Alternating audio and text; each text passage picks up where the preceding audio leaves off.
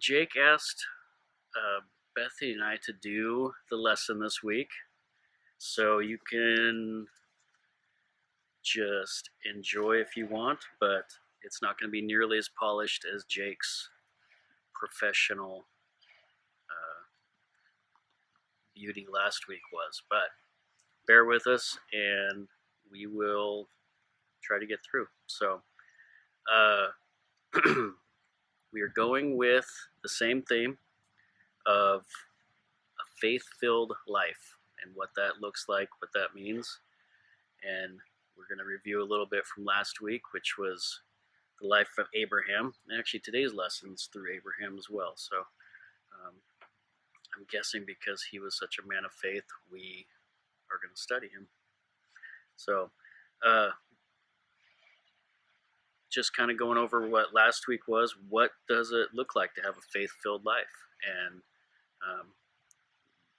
God tells Abraham to go, and his willingness to step out of his comfort and step into purpose is what God said was why he was faithful and why his faith is recorded as great. God also told him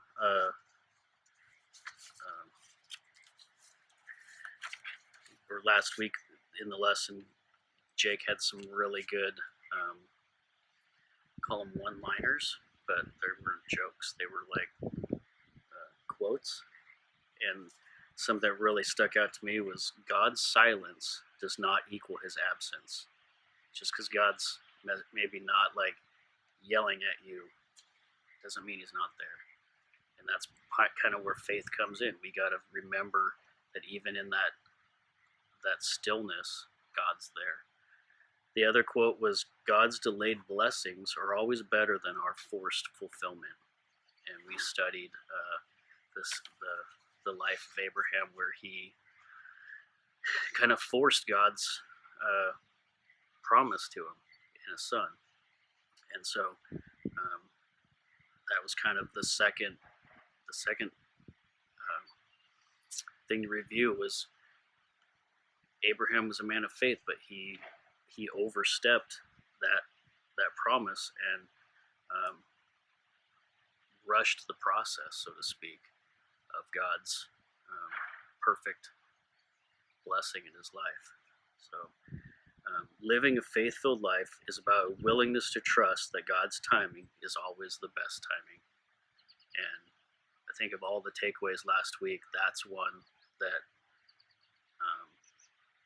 in a world where we have everything instant, we can jump on the Google machine and learn something right away. We want to know what a Disney character looks like. We can just type his name in and pull it up right away. So, and so finally, at age 100, God gives Sarah and Abram a son in Isaac. So that's kind of where our story takes off. And I don't want to redo all of last week, but kind of that failure, so to speak, it kind of draws into this week. And I believe the two stories are kind of connected. So where Abraham failed and rushed the process and had a son with Hagar, I believe he learned a lot from that. And so there's I'm not sure how many of your parents have let you watch Braveheart, but there's a movie clip in Braveheart, and I don't know, maybe even Jake could like YouTube it in here, like with his magic editing skills, but there is a scene where Robert the Bruce, who is like the future king of Scotland, turns on his own people and fights with the English and wins kind of the favor of England to rule the country, but is still basically a slave to England. And so he comes back from battle after meeting William Wallace and talks to his dad, who kind of set up the whole thing because his dad's a leper, like he's got leprosy or something, so he's like kept away from everybody, like he's got the corona. So we shouldn't leave people time to laugh because that was funny. Okay, that's probably enough time. Anyways, he comes back, confronts his dad, and was like, I didn't want this. I didn't want the kingdom at the expense of my character. And his dad says, all men betray, all men lose heart. And it's probably like one of the best scenes of the movie. The guy's like, he says, I'm not going to try to say it like he does, because he says it's like he's like a professional actor. But he says, I don't want to lose heart. I want to believe as he does, and I will never be on the wrong side again. And it's like a super cool moment in the movie. But then at the end of the movie, he fights, like, and they win. Anyway, I don't want to give away Braveheart. You guys can watch that. So, anyways, that's last week's lesson. So, that being said, I feel like Abraham was kind of like that. Like he failed, and he was like God, I rushed the process, and maybe he still appreciated having a son, even though it wasn't a legitimate heir to his name, but it was not God's best. And so I think God or Abraham still could be a man of faith, even though he failed, and so he learned from his mistakes, like we need to.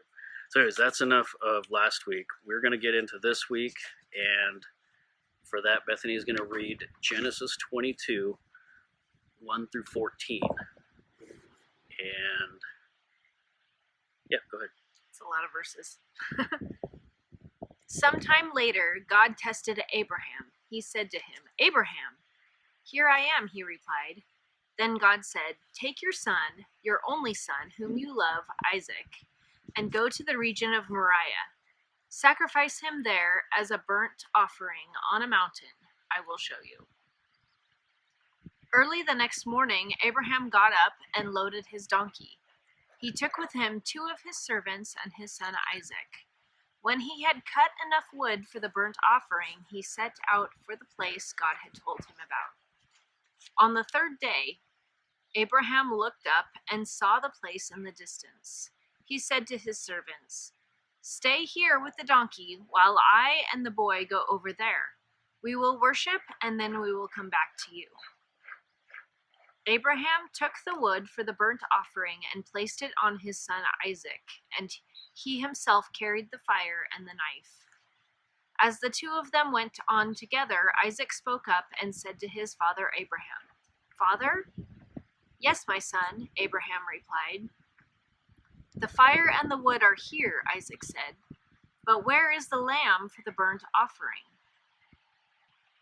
Abraham answered, God himself will provide the lamb for the burnt offering, my son. And the 2 of them went on together.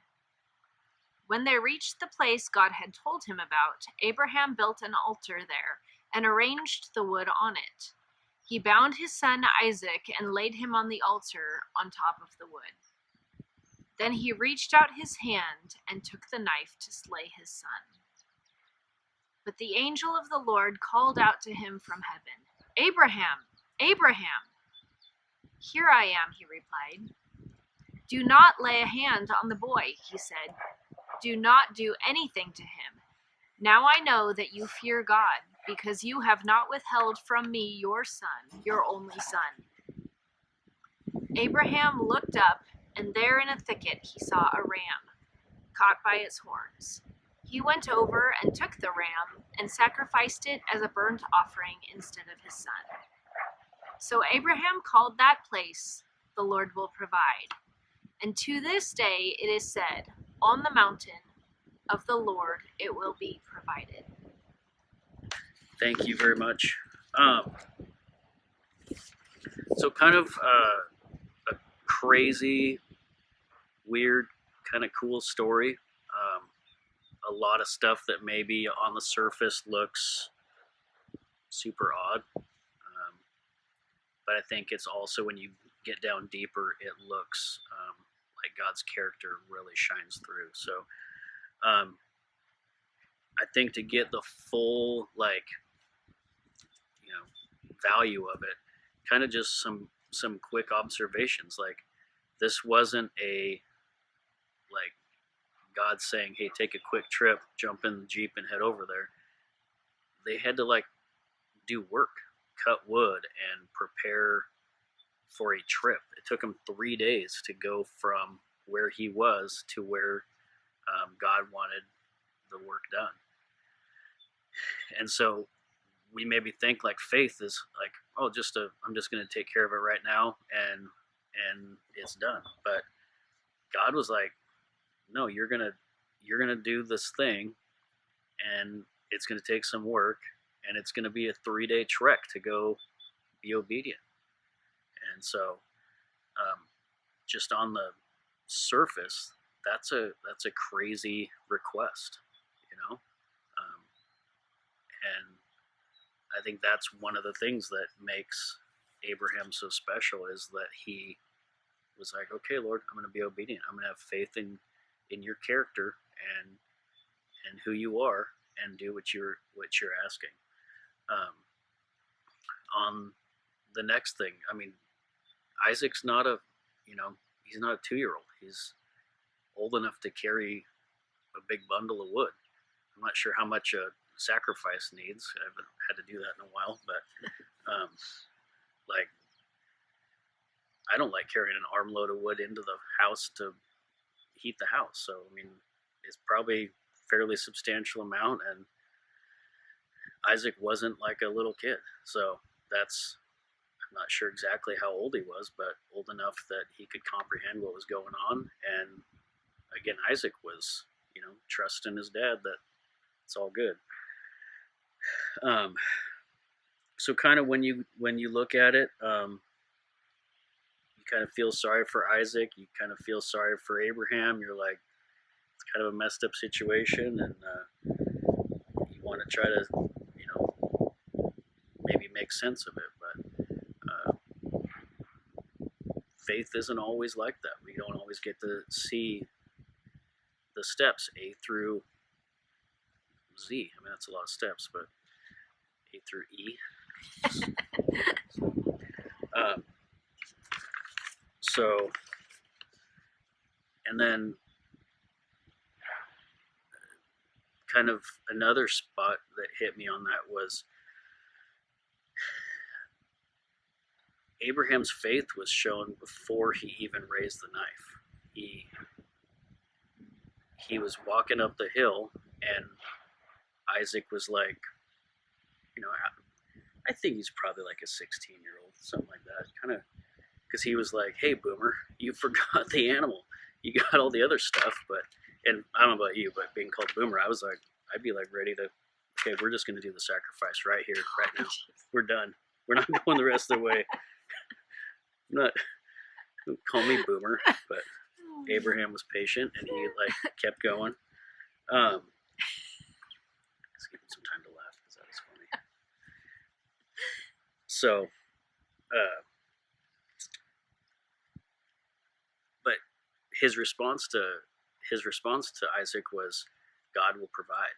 And so then, stepping through the rest of those verses, builds the altar, goes through the steps, raises the knife, and the angel of the Lord stops him, and then provides a lamb in the bush. And it's like Abraham had that figured out, walking up the mountain when his son was getting a little mouthy, because he was tired of carrying the wood, probably. So, anyways, Jehovah Jireh is God's name for the provider, and he names that place God will provide. Just as kind of we've talked about the names of God and the importance of knowing who we are, knowing who God is, and just keeping that kind of is something we know rather than basing everything off how we feel with God. We know God, and if we know His name, know what He wants for us, I think that faith comes a little easier. Abraham knew; he just knew God would provide. God was faithful, and so yeah, he may have some part of him thought maybe He will provide meant like the son, Isaac, but I think he knew. So, Not knew, he certainly was praying. True. So, a couple more verses, and because I think far beyond, Abraham and Isaac, it's father and son. And here on Easter weekend, today's Saturday. Sorry if it like spoils the surprise. We're not live. Surprise! Tomorrow's Easter. We celebrate Jesus rising, but yesterday was Good Friday. That's when God literally sacrificed His own Son for us, and like it's about God the Father and Jesus the Son, and so how awesome the rest of the story is, and just got how cool that ties to this weekend from, and maybe the 3-day journey has something to do with 3 days in the tomb. I don't know. I'm just reading into stuff now. I didn't go to Bible school, so. On top of that, he told us to read John 3:16. You probably already all know it. What's funny is on this piece of paper, they wrote it wrong. Oh, interesting. No. So anyways, whoever editor didn't do a good job editing. So on to practical application. Jesus, it's about God and Jesus being sacrificed in Easter, and that's the basis of our faith. That's the gospel. That's what. That's why we get together for church, and why we celebrate. Why we celebrate our faith, and that's what our faith is based on. And so, that's kind of ties into what else is the basis of our faith? What's the foundation?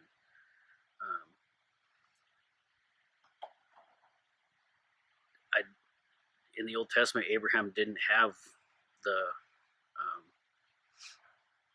Bible like we have, so to speak. He didn't have the Gospels. He couldn't read about the great work of Jesus on the cross, but his faith was based on who God was and how He knew. So ours starts with us believing we're sinners. We were once dead. Now we're not. I mean, God's work on the cross with His Son and that sacrifice. We need it because we're sinners, and that's one. The first step is the recognizing that we were separated from God because of it, and we needed that work on the cross. We needed His salvation. So, and then the second step is believing that Jesus is the one. Jesus is the reason for that. Jesus is the one that gets us out of sin and into reconciliation with God. John 14:6 says, "I am the way, the truth, and the life. No one can come to the Father except through me."